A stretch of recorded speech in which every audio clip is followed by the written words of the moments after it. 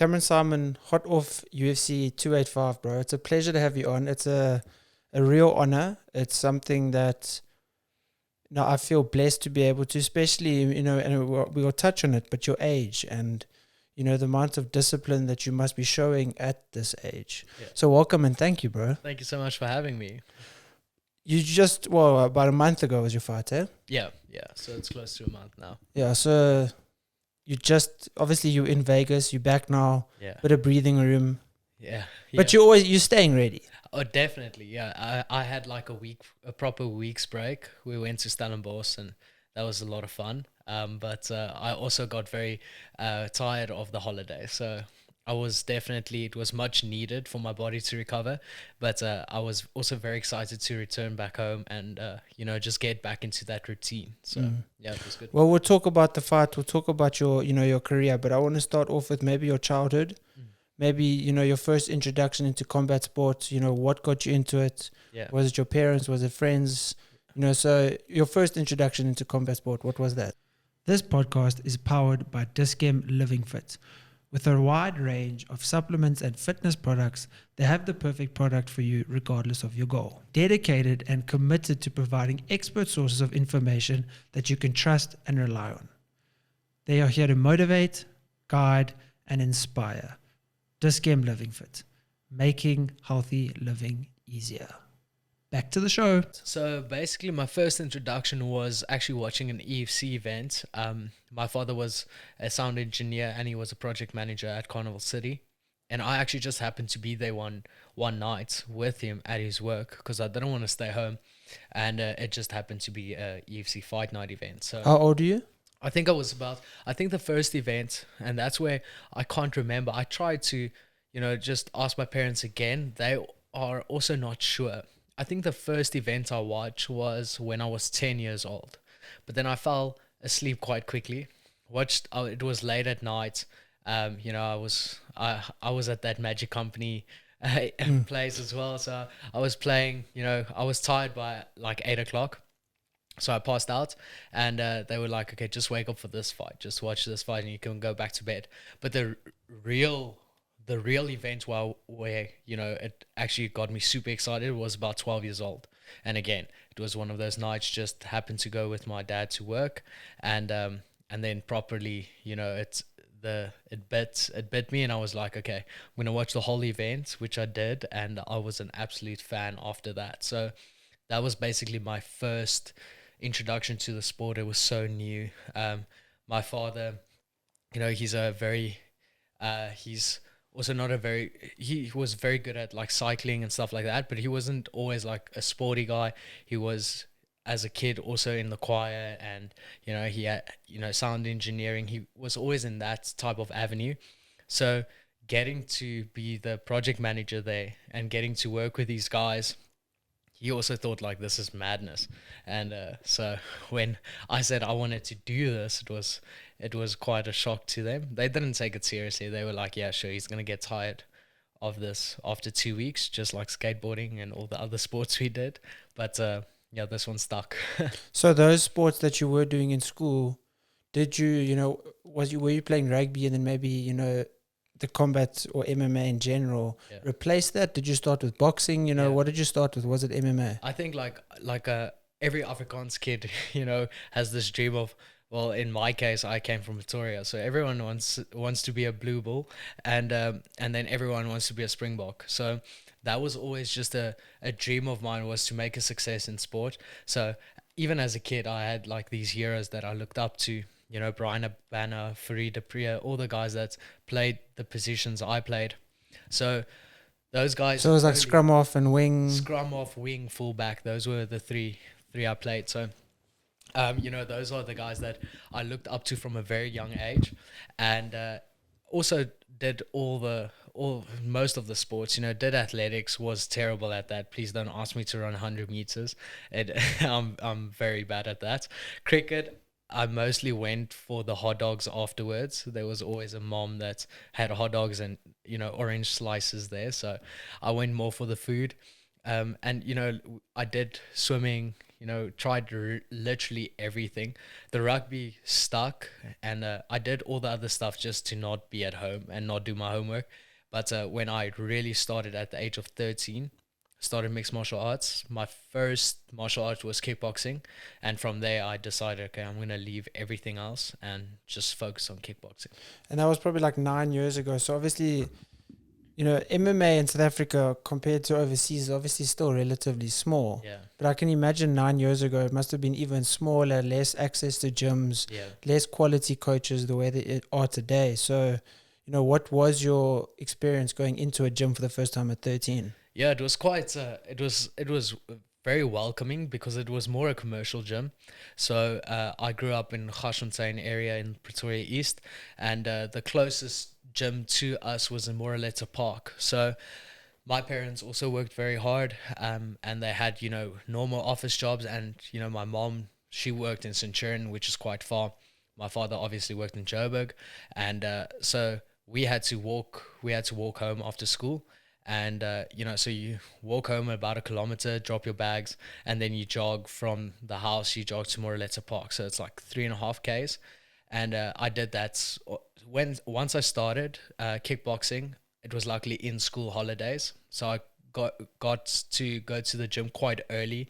Spent my time there the whole day basically, and just like a shadow, just try to steal from everyone. And actually, the first people that really tried to push me and motivate me, and he's also the guy that took me under his wing, was Cole Henning, the UFC lightweight title contender. So he was part of Fighting Fit at that stage, and since that school holiday, I tried to train as much as possible, and then going back to school, I had to every day after school just run there. Sometimes take my books with, do homework there, stay there basically the whole day, and then my mom will come pick me up after training. So did that, that introduction into the gym, getting the passion for it, did that then obviously replace school sports? And then you're kind of like, well, I found what I need to do. I don't need to be doing school sports anymore. Yeah, I think it was just like I heroed the sports, and the guys I looked up to, I like got these new heroes in that.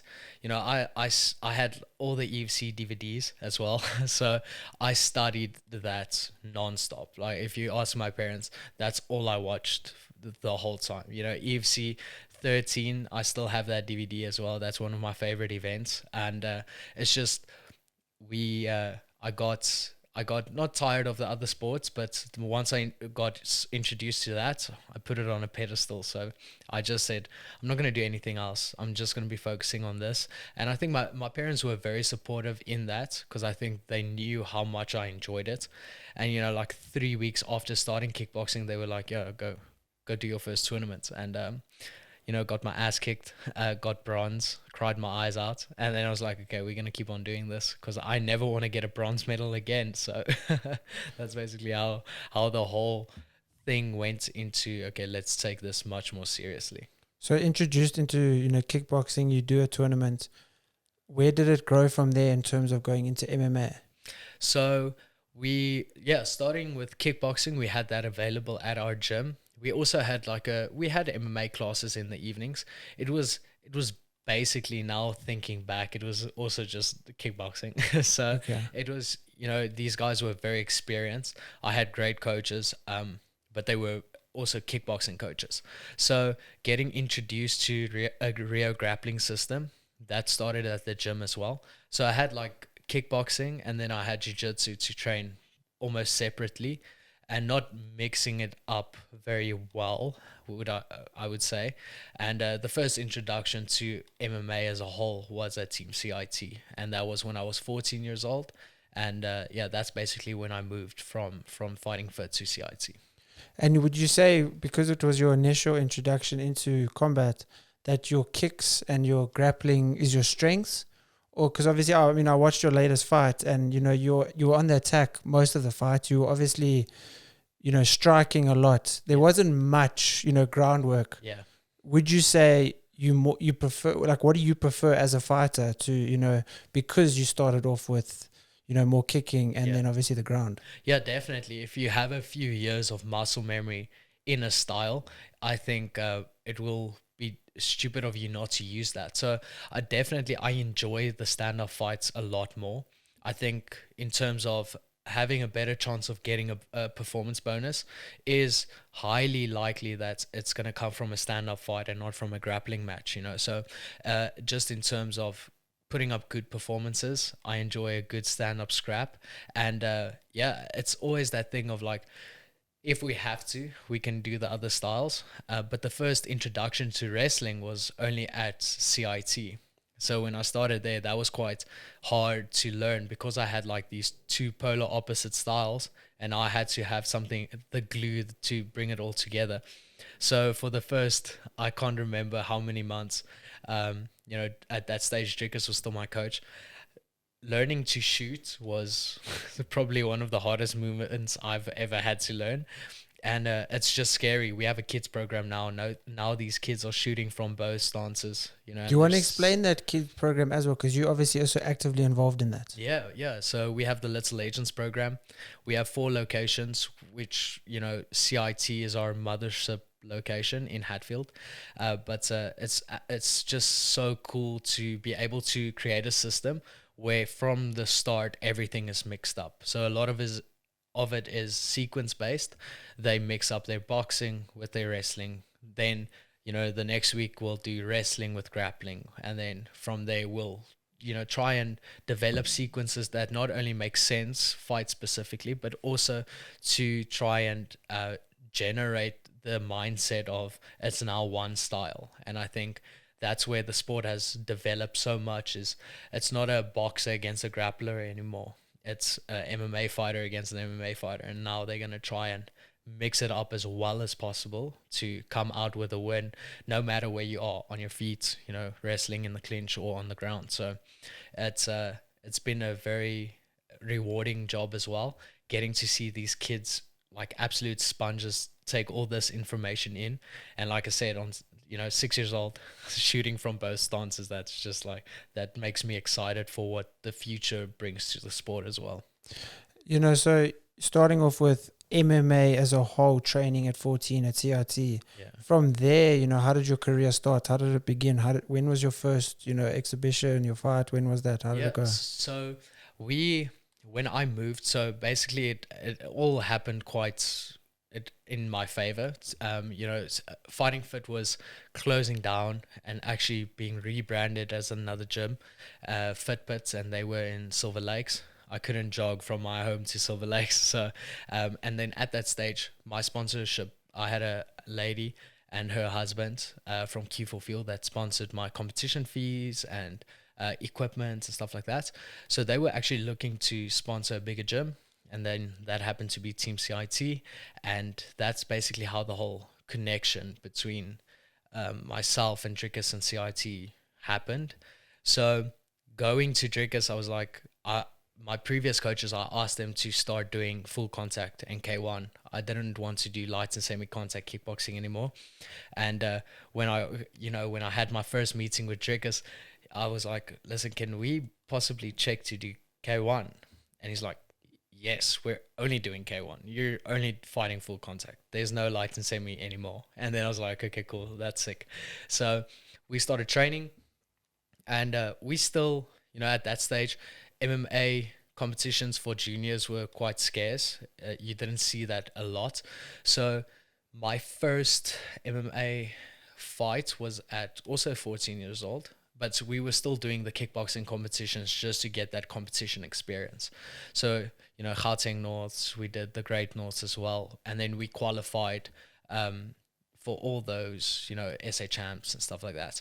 So the first time that I really qualified for a big competition was SA champs in 2016 or 17, if I remember correctly. And that was in Durban. Drickus flew down as well to coach me for that event. We won SA champs in kickboxing.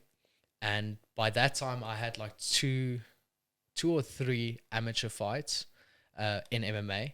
And I did those at GFC. And then there were like small development tournaments as well. And after winning SA champs in 2017, then we decided, okay, this is where we cap the kickboxing career, and we're gonna solely focus on mixed martial arts, and that's what we did. So then, when was your first, competition completely in, going and, working towards that professional career? When was the turning point where it's like, okay, well, I'm enjoying this, but I think I can make an actual career out of this? I would say like, so I had my first, Fight Star at that stage was a massive amateur promotion. And if you fought at Fight Star and you did well and you were a champion or even on a winning streak, the chances of you getting signed to the EFC was quite big. So I had my Fight Star debut against also a professional fighter, Gift Walker.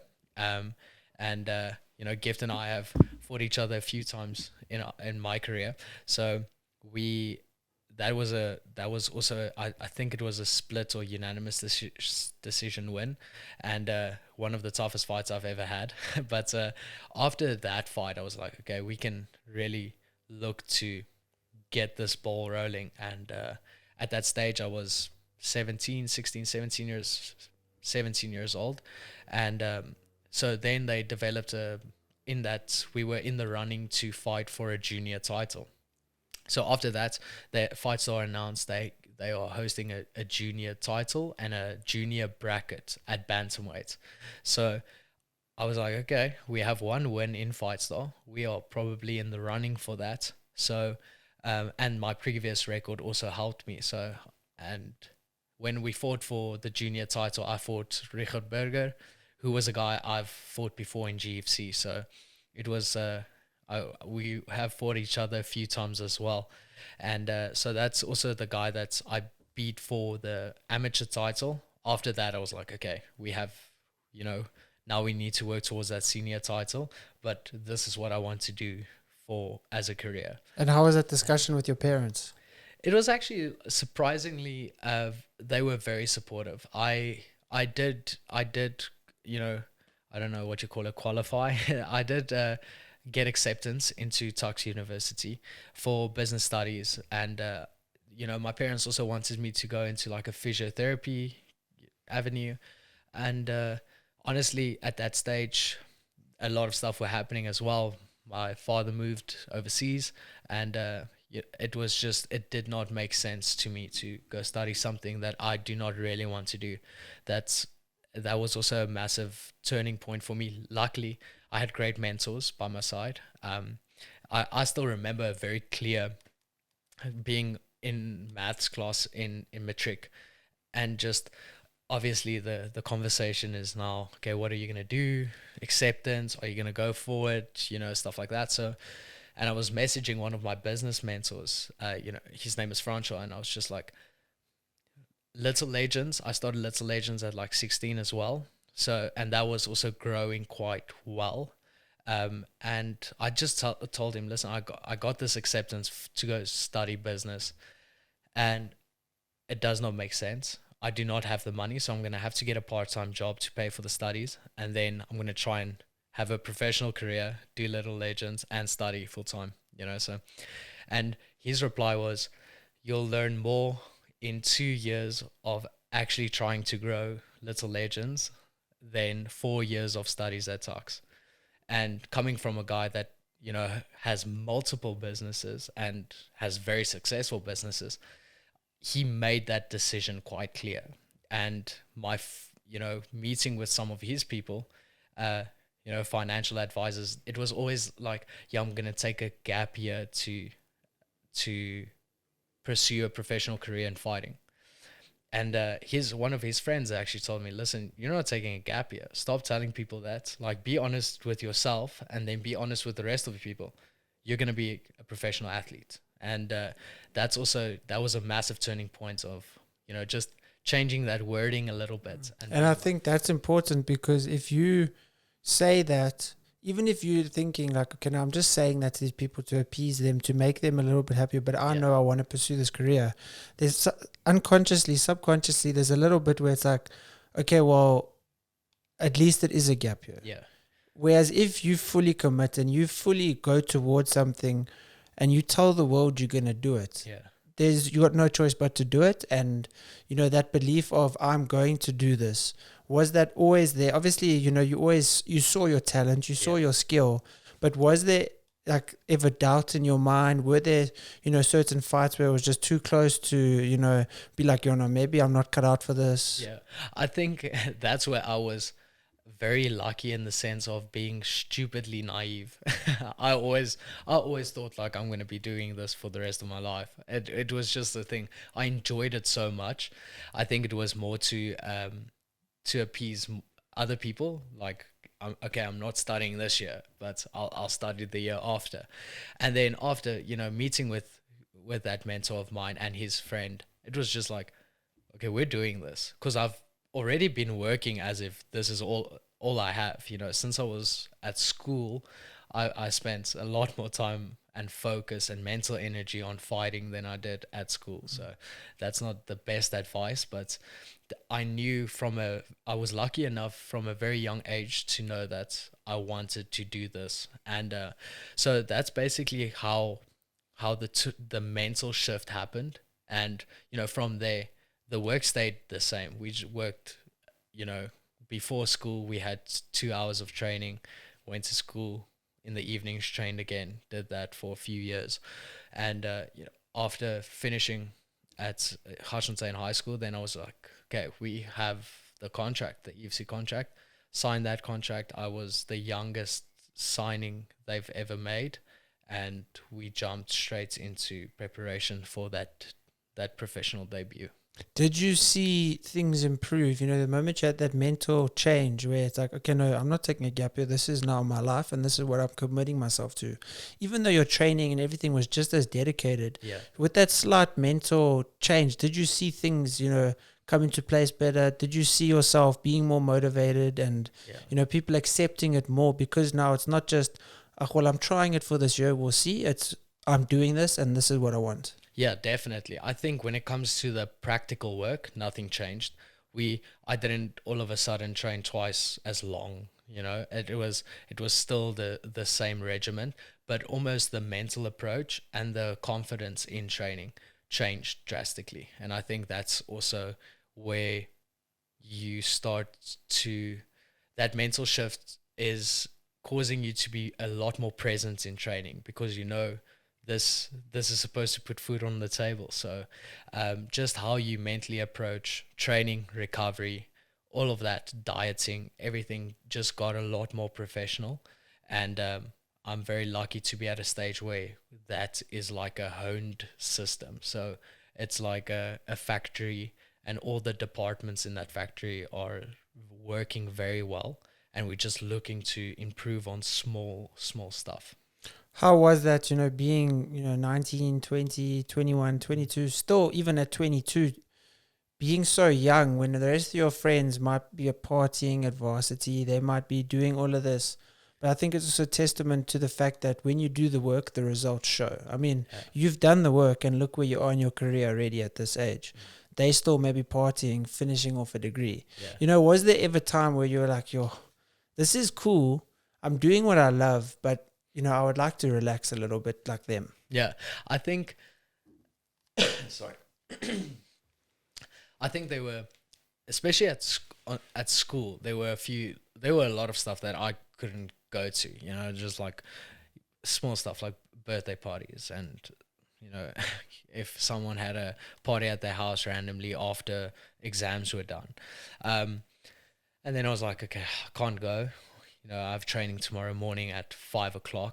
There's no way I'm going to go out now. And everyone that knows me as well, by 8, 9 o'clock, I'm tired. So I want to go to bed.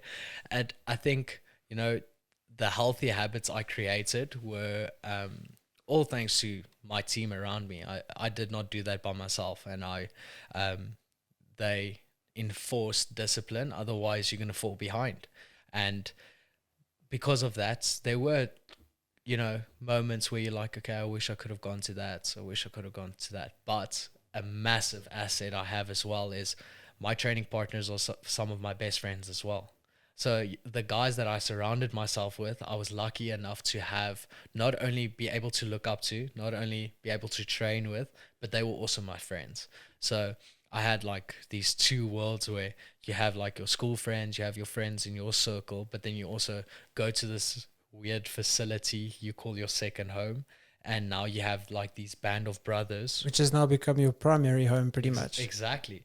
And you have these band of brothers with a very similar mentality to you. So I think that is also a fun and appealing thing to the sport, is if you have a good relationship with your training partners, it's much easier to, go train and grab a coffee afterwards, or even a drink afterwards. It depends on if you're in camp or not, So it was hard, but now also it's not, I know like my job is something that you are going to have to make a lot of sacrifices for to be good at. And unfortunately, small stuff like partying and going out with friends, sometimes you have to give that up, but that's a very small price to pay. Yeah, and it's a price that's the best are willing to sacrifice. And I mean, most people in successful positions in anything sacrifice a lot. There's no way in life to get anywhere without sacrifice and without showing temperance towards certain things that are not going to help you in any way to further a career. And especially, the nature of combat sports is you're in the gym suffering with your band of brothers. You're in the gym suffering and going through torment essentially to get better, to get faster, to get stronger, to strike better, whatever it is. So that's why that bond with them is so, it's formed as such a strong bond.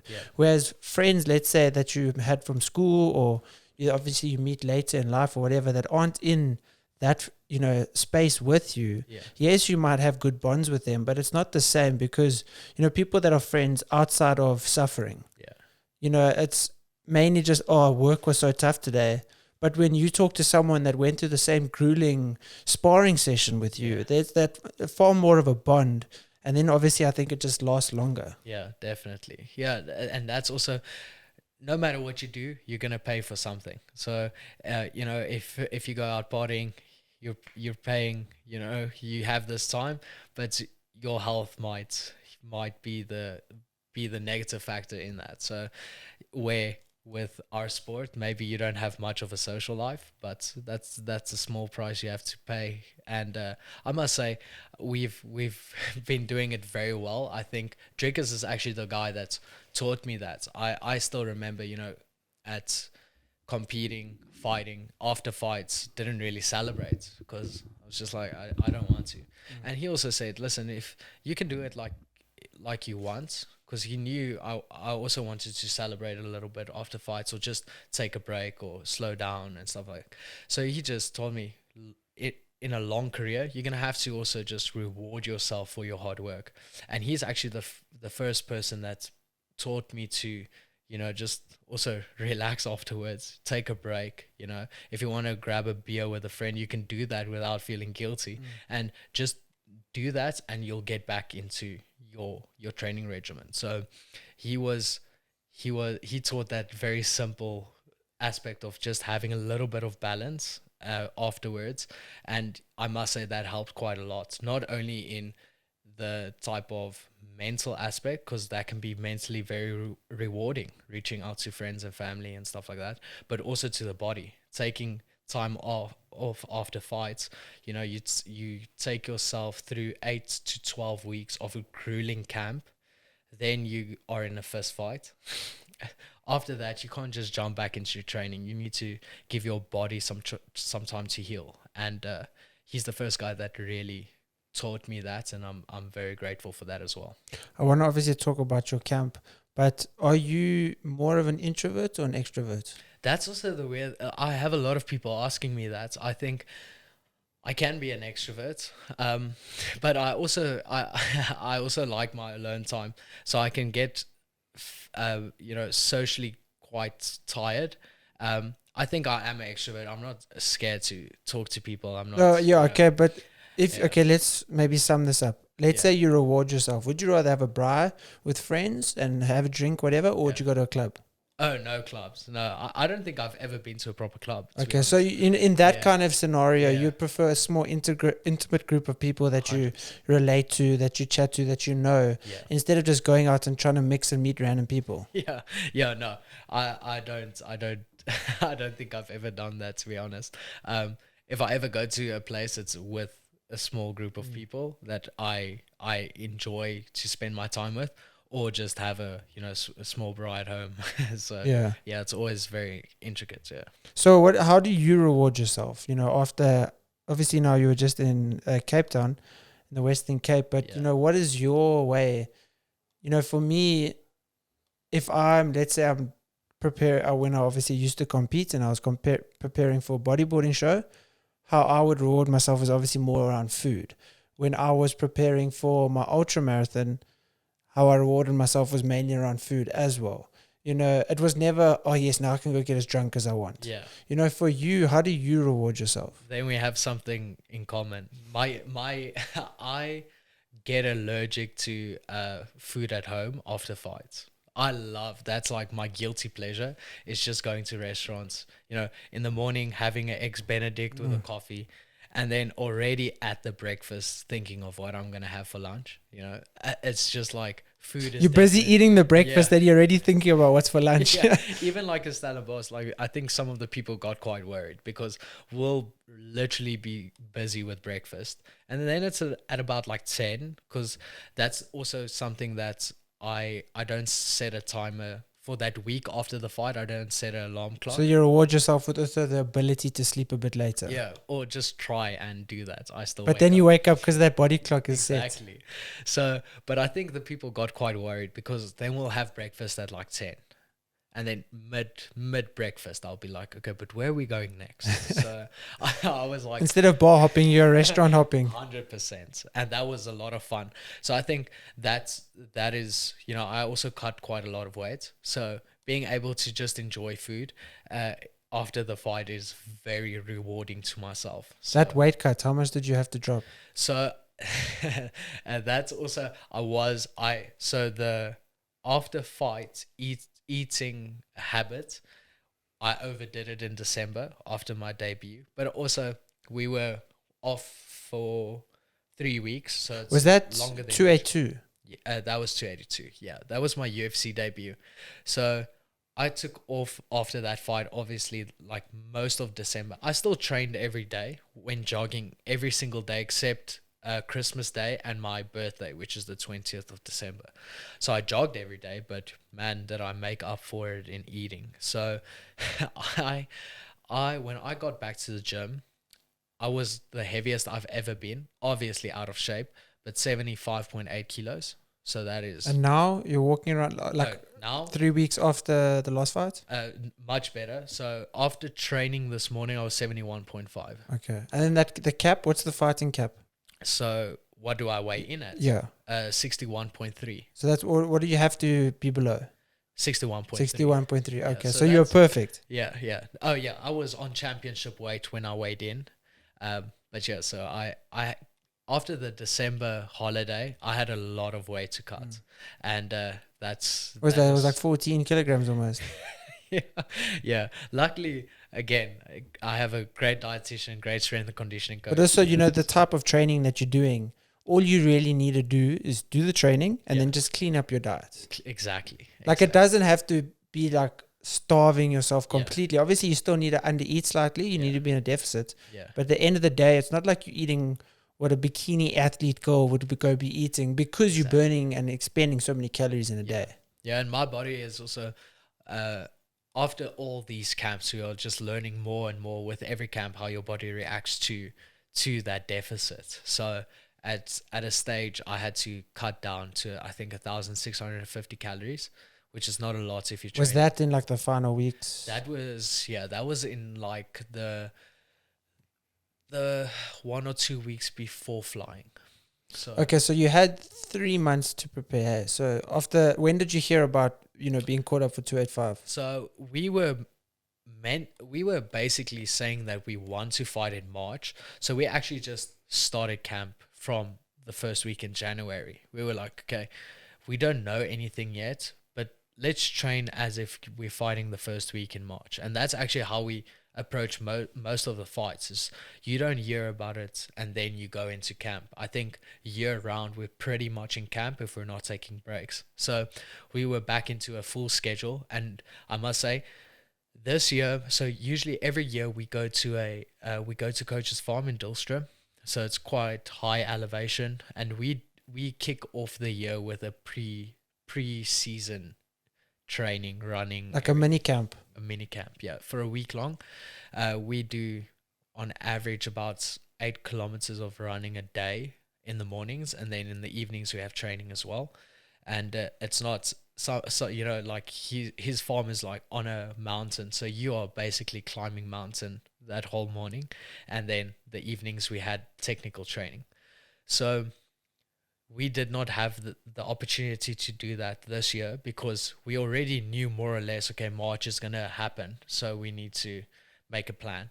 And so we almost shunted that to the side, and then we had to start with full camp. And man, yeah, coach stepped it up this camp. So it was a lot of fun as well. It was the best camp Drickus and I have had by far. And I think it was also just because we effortlessly just went into it. We were just. And was that nice, obviously, having the same fight date as Drickus so that you could do everything, leading up to almost the exact same day? Definitely. I think it was also just the magnitude of that event. I was just very happy to be part of that card as well. So in terms of, his schedule is a lot different to mine. I wouldn't say we do a lot of the training sessions together. Even like our MMA training with Coach Mornay Visser, it's split up. So the welterweights and up work together, and then the lightweights and down work together. So it's you don't share a lot of sessions, but just being in that same mental mindset of working towards the same date is also very cool. And working with Drickus like that, obviously starting off with him as your coach, has he been like that big brother for you, carrying you through, being the mentor, guiding you and helping you? And, your first debut, he has obviously already fought in Vegas. He told you what to expect. Was that obviously largely helpful? Yeah, that was definitely. I think he's that big brother figure for all the guys in Team CIT. He's the front runner, and he's the type of example in terms of work ethic and his professionalism. It's just insane, and I think all the guys in the team strive to match that level of professionalism, hard work, and then training intensity. I think that's something that he does very well. That's why in fight it can get quite tough, high pace, but he's always one step ahead in terms of that. He's like, okay, it's getting tough now, but I'm maybe tired now, but I'm going to come out just as fine as I did when we started. So, and that's also, again, just hats off to Coach Mornay Visser. There's no person that puts us through the paces like he does. So it's been awesome to, be a part of his journey as well. I was probably the 6th or 7th choice when it got to traveling to Abu Dhabi to Fight Island with his UFC debut. That was on 10 days notice. But I was also the only one that had a valid passport. So they were like, listen, you're going to be a punching bag for 2 weeks, but you're going to Fight Island, Abu Dhabi. And I was like, yay. Yeah, awesome. So absolutely got my ass kicked. And is that like, how do the expenses work in terms of that? Is it sponsors that cover that for you? Is it, now even with your last trip, how does that work in terms of flights and accommodation, and how much of it do you as an athlete have to cover, or do sponsors help you? So in terms of, camp expenses, it's quite doing a full training camp is very expensive. You have obviously, coaches to pay. You have not cheap food. Food is quite a big expense. Yeah. We are very fortunate to have USN as a supplement sponsor, so just having that aid is great, and paying coaches and stuff like that. So that's the one thing that we are very grateful for. The UFC pays for your flights, and they pay for fight week accommodation. But obviously, being from South Africa and with the time zones, you want to travel one day, on average 1 day for every time zone you're out. So you at least need to be there, 10, 12, 14 days before fight day, just to try and Climatize properly, climatize, get that body clock working again. And then obviously the weight is also because it's like 24 hours of traveling. Yeah, it's or flying time. If you have a layover, then you're there for exactly. even longer. It's easy, like just flying to. So our last trip was 16 hours to Newark Airport in New Jersey. Then we had a 6-hour layover, and then 5.5 hours to Vegas. So it can get quite intense. When I flew to Toronto, it was like 36 hours of traveling. So I flew to Amsterdam. So it was like a 9-10 hour flight, whatever it was. Yeah. Then we spent 12 hours in the airport because our flight was delayed. Yeah. And then we flew 11 hours to New York, which was ridiculous. And it yeah. wasn't fun. Yeah, that's and especially, I mean, you're tired, you're eating 1,600 calories, you're anxious, you're nervous, you're stressed, you're worried. Water loading as well. So you're having to pee every 30 minutes. And especially on the plane, you're also water loading. So you have terrible. to take your water. Well, obviously, once you get through customs, then you need to buy a lot of water because you can't go through customs with all your water. Pay $9 for a bottle of water. It's absolutely terrible. And it's expensive. And I mean, there's lots of sacrifices that maybe people don't understand. You have to cover the expense, and you're going to Vegas, not a cheap place at all. Yeah, not. And you need to stay there 6 days above and beyond what UFC is going to be paying for you. And then you have to travel because you need to get to training as well. So you need to either rent a car or you need to Uber everywhere you go. So I don't think we had a Uber trip anyway less than 300 rand. Sure. And then it's just like you need to go. It's a 6-minute drive. Yeah. You're paying 300 rand. So it is quite expensive. But like I said, the UFC, they cover our fight week accommodation. They even cover our food. The UFC PI prepares food for you in that fight week to make sure you make. You obviously have recommendations that you send them, and then they got chefs and everything making it for you. Of course, yeah. So that is also absolutely insane. And how is that coming from South Africa, where like obviously EFC, they put on a great production and everything, but it's not that level. Yeah, and obviously that's the UFC. Just I think they generate so much money, and I think people give fighter pay a lot of shit. And maybe in some cases, I will never, like how things are going now, I think some people are quite unfair. I think they look after their athletes very, very well. Well, just hearing also, the payment of your accommodation, your food, all of that. Yeah. When I went that trip that I went to America, I went to go compete in a bodyboarding show. They didn't pay for a single thing. Yeah. We still had to pay for our entry into the show. Yes. Whereas, I mean, you're obviously not going to pay an entry into the UFC. Maybe an affiliation fee, I don't know. But at the end of the day, they are paying you to come there, essentially, and, put on a show. Exactly. And that's what the bodyboarding show kind of was as well. But that's why bodyboarding isn't on the scale of what, fighting and combat in general is, because they look after the people that are coming there and putting their lives. Obviously, bodyboarding is not putting your life on the line at all, but you putting your life on the line, and they are rewarding you for that. Yeah. Yes, maybe some people might complain that the pay isn't up to scratch of, what the other people are getting maybe in boxing and stuff. But at the end of the day, in terms of sport, you're still getting paid pretty well. Yeah. I don't think there's one person on the planet you'll go to and ask, like, do you want to get paid more? And they'll say no. Yeah, exactly. Obviously, it's just like... and also the nature of it is, I'm putting my life on the line, essentially. I want more money. Yeah. So that's why people maybe have that... 100%. But at the end of the day, this is the sport you chose. And that's also...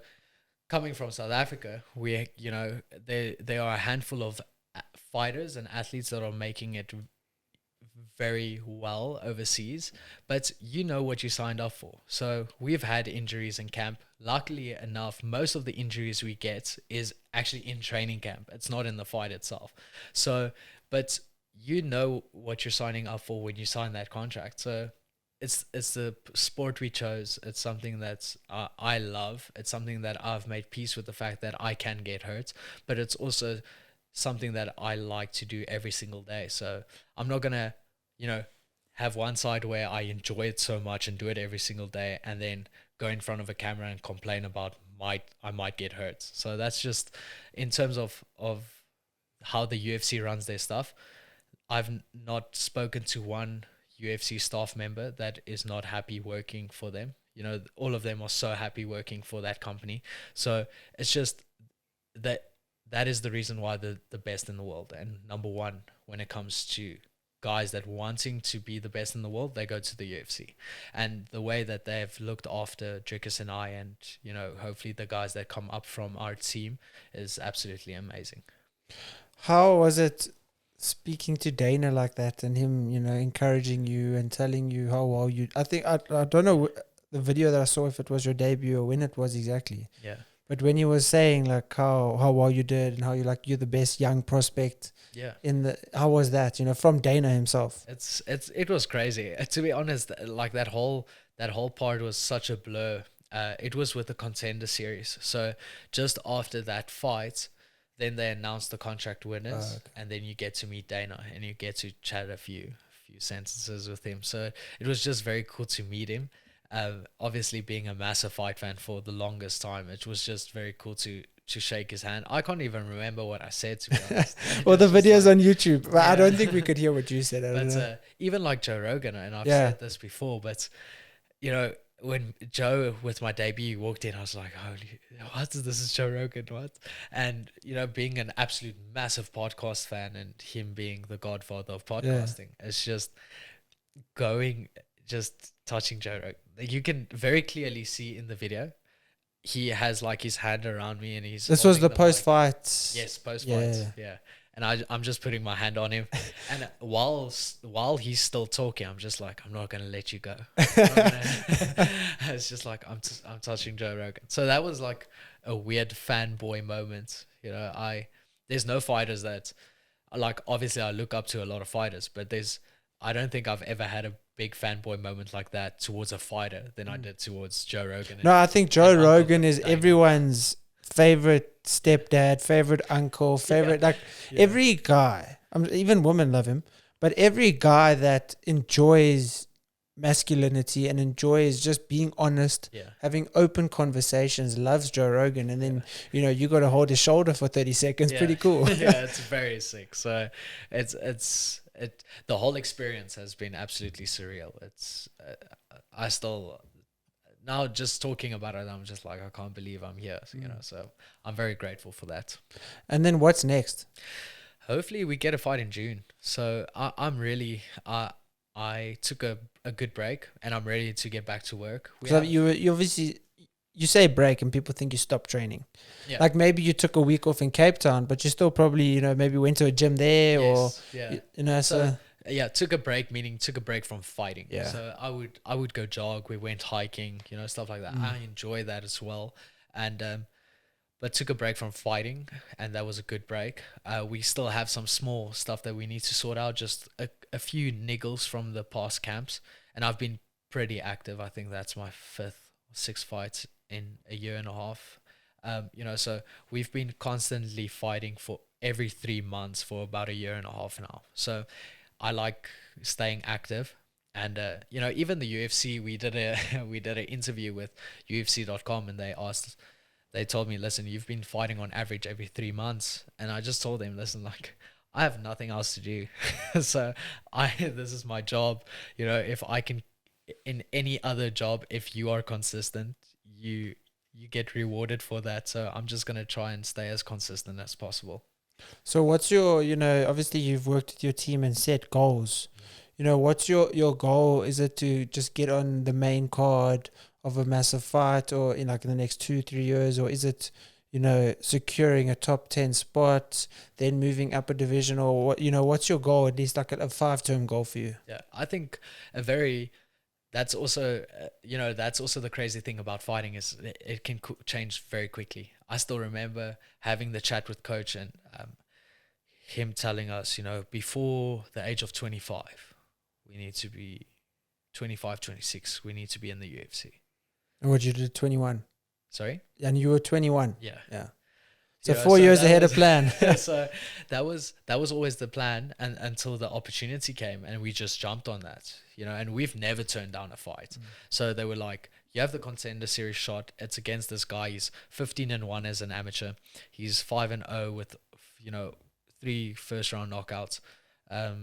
he's the guy coming out of California. Will you fight him? And, I didn't have a choice. The coach was like, yeah, we'll fight him. So he's like, yeah, you're fighting this guy. And I was like, okay, cool, let's do it. So in terms of having a realistic goal for this year, being in the top 30 at the end of the year is, I think, very attainable. And I think we'll be able to even do 5 spots better. I think top 25 by the end of 2023, I think is the goal for now. And then what does that set you up for, after 2023 being in the top 25? Top 25 meaning that, going into 2024, we can fight in the top 20 in that first fight. If we can stay as consistent as we are now, and then fighting in the top 10 in that second quarter of 2024, and then being in very close to title contention by the end of 2024.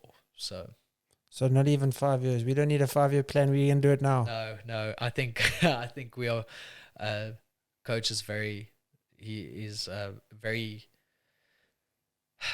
mindful with our careers, but he's also very impatient. So I think we know we know the level of talent that we are developing at Team CIT. And I think, not only myself, but I think Drickers has also very high standards for the team. Coach has very high standards. And I'm also very excited for the guys that are possibly moving into the big lights in the coming years as well. So I think we're going to work towards getting absolutely the most out of this year. And I think the next focus should be June. And I want to be on that Calgary card. I think they're close to finalizing that in Canada. I want to go to Canada. So nice. Yeah. Have they got the main title fights? Not yet. Okay. I don't even think the city and dates is confirmed yet. I just saw early reports now. 10th of June, Calgary, Canada is possibly in the works. So we'll enjoy another 24-hour trip. Yeah, that's good. Yeah. Well, yeah. Hey, but it's the nature of the sport to get there, to be with the best of the best. You have to do it. And getting to see a new city, I think I'm excited for that. So that's going to be cool. And it'll be their summer, so at least you don't have to go to Calgary in winter, because I think that's ridiculously cold. But I think even their summers are cold. So yeah. We'll get it. Yeah, because that's quite northern Canada, I think, Calgary. Is it? I'm not sure. I have no idea. I just know I know where Toronto is. I've been to Toronto. Okay. But I don't know if Calgary is northern. Yeah. Or northern, yeah. I just know we're already planning a brownish wool suit for that event. So that when for the suit, and then when walking in, how much freedom do you have? None. No, the stuff they give you, and they're very they are very strict. Unless obviously you Connor or one of those, even because some of them they'll wear a wig, or they'll wear you can have like a prop, but they need to sign off. Yes. Yeah. But also when you are Connor, or when you're Masvidal, or when you these oaks that are bringing the people there, and that's why the people are there. I think they do give them more freedom. Even flags. I don't know if you've noticed, but they've taken away flags, so you're not even allowed to walk with the flag anymore. Did they give reasoning for that? Well, I think there's a lot of countries that are in a lot of conflict. Okay, fair enough. I think that's. They'd rather just sway away from taking it out of okay. Yeah, so I think they just try to abort that immediately. So, which is smart. You don't want to do unnecessary damage to the sport just because a guy had a piece of material. No, that's fair. Walked out with that. So, yeah, but we. Goats of Bespoke is going to sort out a wool suit for Canada. So nice. We'll do it in that pine cone color. So also, I look forward to seeing that fight in June, and hopefully it happens. Yeah, I hope so too. Yeah. Awesome, bro. And I appreciate you coming on. It's been an absolute pleasure. Thank you so much. Thank you for having me, and thank you for the great work that you've been doing. Thank you. These long forms of content is so sick, and I enjoy it a lot. Well, you've got your own podcast. If you want to tell people the name. Oh, yeah. What's your name? It is your name. Yeah, the MSP show. So, but yeah, I think for a small podcast, we really look up to you guys. You guys are doing a great job. So that's awesome. I appreciate that. I didn't know you knew of my podcast, bro. So I appreciate that. So we're checking it. Yeah, awesome. Thank you, bro. Thank you. Cheers. This podcast is powered by Dis-Chem Living Fit. With a wide range of supplements and fitness products, they have the perfect product for you regardless of your goal. Dedicated and committed to providing expert sources of information that you can trust and rely on. They are here to motivate, guide, and inspire. Dis-Chem Living Fit, making healthy living easier. Feelings fall in love,